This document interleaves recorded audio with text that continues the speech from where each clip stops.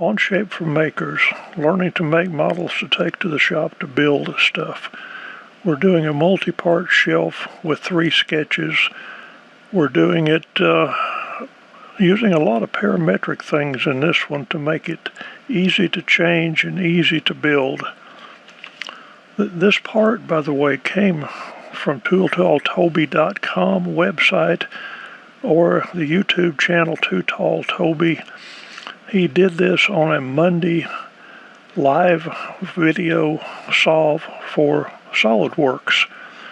He did a very different way to what we're going to do it. We're going to use Onshape, free account, nothing fancy, just simple, one step at a time to build a model.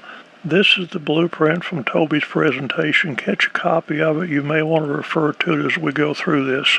So let's get started.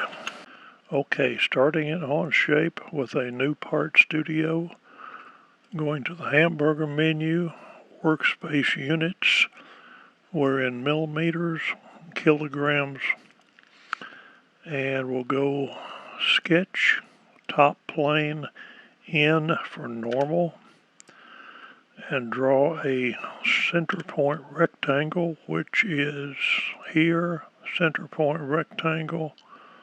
Pull out 360 in the horizontal, 330 in the vertical. The F is in frame key to reframe the drawing. Green check mark, and that gets the first drawing done. This is the base that encompasses all 4 legs. It's also the approximate size of one of the shelves. The shelves will always be 330, but the 360 will be a little bit large due to the taper. We'll fix that later. What we need is a sketch in this corner of the leg going up. To do that, we're going to go to Sketch. We're going to select the mate connector, and then this line, and pull down until you see it pop up here, click, and now we have a sketch plane that is perpendicular to this line through that point. So we will do N for normal, go to the line tool, draw a line over to there for 30, draw a line from that corner up a ways, draw a horizontal line across a little bit, come back down a little bit, escape, and now we need to clean it up. We will go to Constraints, select Parallel, take the 2 parallel sides. We will go to Dimension tool. We will dimension from there to the horizontal plane, and that should be 90 minus 4 for the taper. The vertical dimension we'll let run right now. We need a second vertical line that will dictate the spacing of the shelves. So going vertical from the corner, we know that straight up it is 150 millimeters to the bottom of the first shelf, and the shelf is 50 millimeters wide. The next one is 350.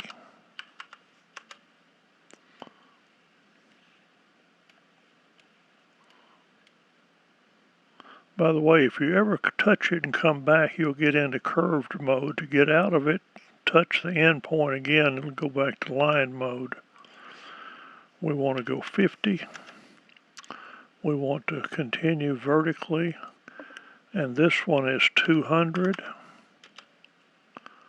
And then we'll move up some more, and we have another 50.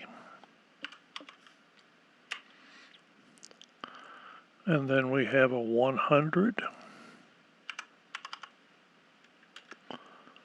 And then 50 will finish it to the top of the top shelf.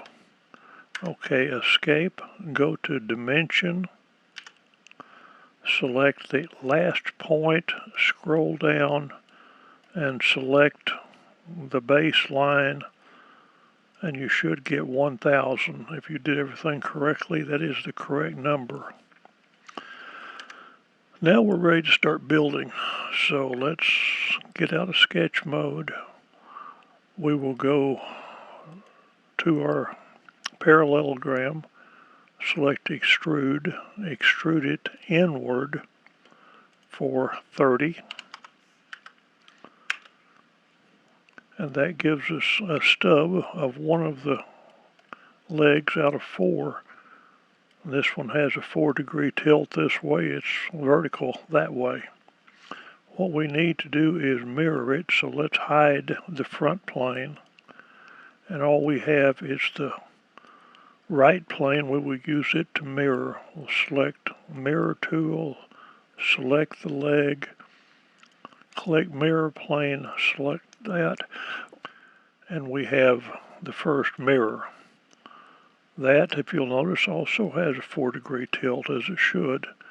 Now we'll re-enable the front and we'll hide the right plane, and we will mirror these two to the back by selecting Mirror, pick the 2 legs.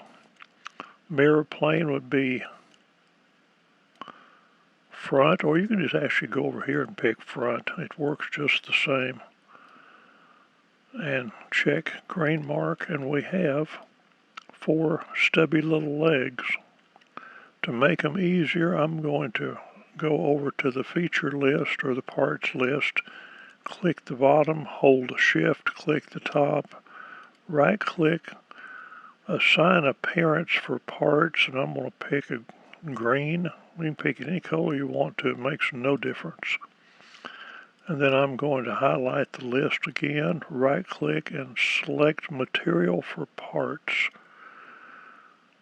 And it's going to come up with on-shape library. I'm going to take the TooTallToby material library. There is a link in the description if you don't have that one available to you on how to access it. We're going to take aluminum alloy, click enter, and now we have 4 green legs with a material property assigned to them. What we need now is the first shelf. So we're going to highlight the shelf, we're going to extrude. The shelf thickness is 50, and enter, and we have a shelf. That is part number 5. We're going to rename it to shelf lower. We're going to right click on it, edit appearance. I'm going to pick a yellow color, and then I'm going to go back and right click and say assign material, go back to the TooTallToby library and pick ABS plastic, check mark, and we have a template or a blank to start cutting our shells from. If we re-enable Sketch 2, you will see the line with the dots. What we're going to do is we're going to move this shelf up to the correct position using Transform tool. So we select the shelf. We select over here where it says liner point. We click on that and then pick the bottom point and the lower of these first pair and green check mark, and that makes the bottom shelf. Now we have the point here for the second shelf, so we're going back to transform. We're going to pick the shelf, and then we're going to select lines or points, and we're going to select copy part this time. We're going to take the bottom left corner, this corner, green check mark, and we have our second shelf. You can probably guess how the rest of this is going to go.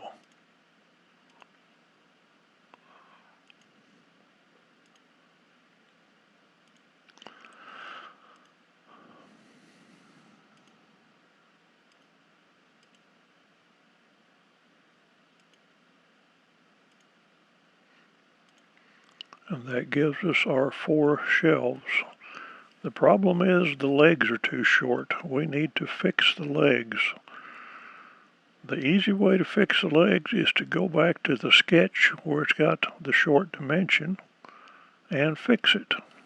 So we will double click Sketch 2, go back into Edit, and what we need is to move this up to where it is the same height as that.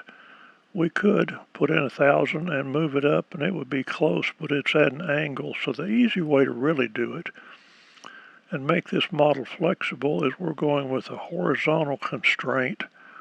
We're going to select the top point and we're going to select one of the points on the top of the leg, and that will run it up to the right height.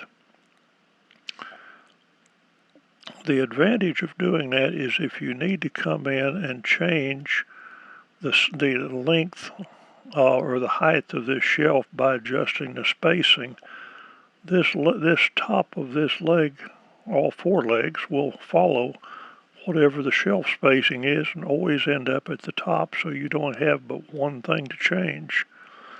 That's part of parametric modeling. Anyway, you'll notice we changed one, and because they're mirrored copies, all 4 changed.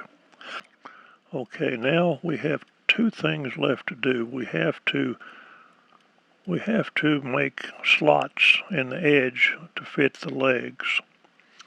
And then we have to cut the shelves at a 4-degree angle along this face to make the edge of the shelf.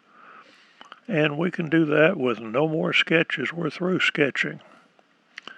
So what we're going to do now is we're going to use these 4 legs as tools to cut the slots.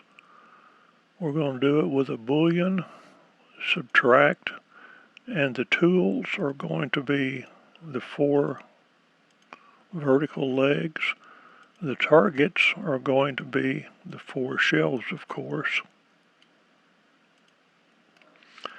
And we're going to keep the tools, which means we want to retain the 4 grain legs. So if we click check mark and then we hide one of the legs, you'll see we have a perfect set of slots all the way down. Cut. Now we need to trim these ends to match this angle. To do that, we're going to split the top into 2 pieces, about like you would with a saw blade, and throw part of it away. So we will go to the split command, parts or surfaces to split. We want to split all 4 shelves, and it says entity to split with, and we're going to come over here and we're going to highlight the face of this leg, which is actually a plane, a cut plane.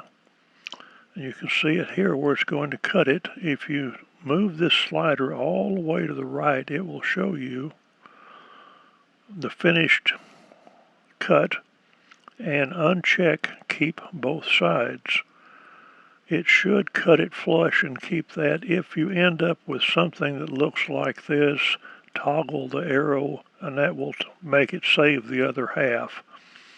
But we hit the green check mark and we have split 1/2. Now I'm sure you understand what the next thing is. We're going to do the other side with split, pick a shelf, pick a shelf, pick a shelf, pick a shelf, entity to split, pick the face of this leg, uncheck keep both, check green check mark, and we have trimmed the shelves to fit the taper. The one thing left are the holes in this are tubes, and we need to make them with a 5mm wall thickness. Click on the end, click on the end, and that does one end of the tubes.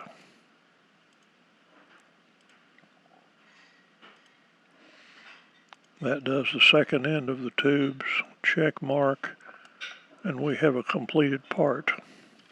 Okay, we have finished the complete build. Let's see if we got the right answer. We know what the material is. We know what the density of the material is. We need to get the mass properties, but you can't get the mass properties of more than one part in a part studio. So we will do a quick assembly.